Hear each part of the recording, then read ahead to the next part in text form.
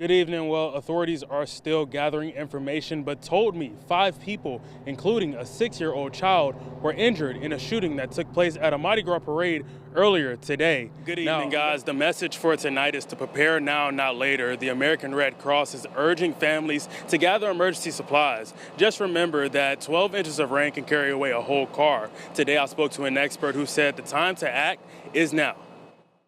Here in Louisiana, we know all too well how quick these type of disasters can happen and how these disasters don't necessarily pick one place to target. It can happen to any of us in any community.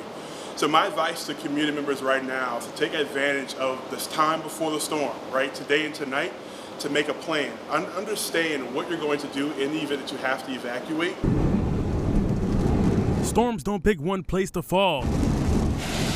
And in times like this, it is important to be ready for what happens, because in a storm, hope won't keep you dry. Action will. And the time to prepare is now. Hope is not a method. Watching the weatherman and say, well, I hope it don't come here. That's not a method. We have to actively prepare. And with expected rain, new residents who aren't familiar with this kind of weather are advised to keep up with the storms on different apps to stay up to date. Well, we've got two systems. East Baton Rouge Parish runs a recommendation, storm preparedness recommendation, as well as the state has a website under GOSEP.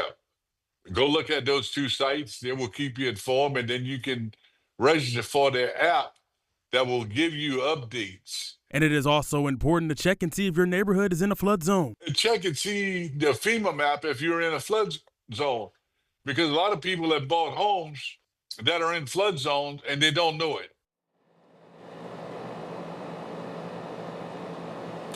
And they're also reminding people to have a stay-at-home kit and a go-ready bag just in case conditions change. For now in Baton Rouge, I'm Ethan Goode, Louisiana First News. A grand jury has indicted Dunn this morning at the 19 JDC right here behind me. He and 4 others are charged in this case brought on by the state, but Dunn's name perhaps is the biggest one.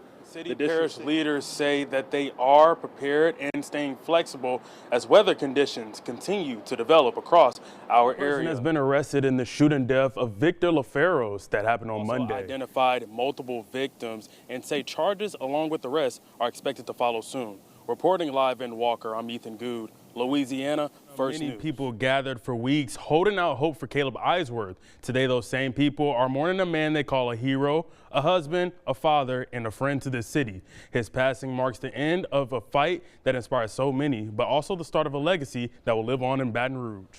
Well, Governor Landry says he wants a stronger state police presence in the Baton Rouge area, similar to what's taking place in New Orleans. He says it's a part of a plan to improve public safety in the capital city, and that starts with the arrest announced today. Another person has been arrested in connection with the Baton Rouge shooting on Town South Avenue back in April. Today, thousands came from near and far to pay their respects to Reverend Jimmy Swaggart. His ministry said a final goodbye with the celebration of life here in Baton Rouge, inviting all who have been touched by his messages. Swaggart was a man who helped shape modern-day evangelism, and even though he has passed, many tell me the mission he started will continue. Today, we celebrate the incredible legacy that was Reverend Jimmy Swaggart for all the years that he's lived and blessed millions of people and touched everyone around the world. From the pulpit to the big screen, Jimmy Swaggart was more than a preacher. He was a messenger of faith. To those who knew him best, knew his greatest desire was to guide people closer to Jesus. He would want people to remember Jesus. That's what he was about. Yes, he was a larger-than-life figure. Yes, people loved him and wanted to follow him. But it was more of a follow me as I follow Christ thing. And I know for sure, without a shadow of a doubt, that he would want them to remember the way that he loved the Lord. And though Reverend Swaggart has passed on, his legacy lives on, touching hearts around the world every Sunday morning. For countless believers, this mission he started is far from over. I will say, Brother Swaggart has passed on, but his legacy lives on.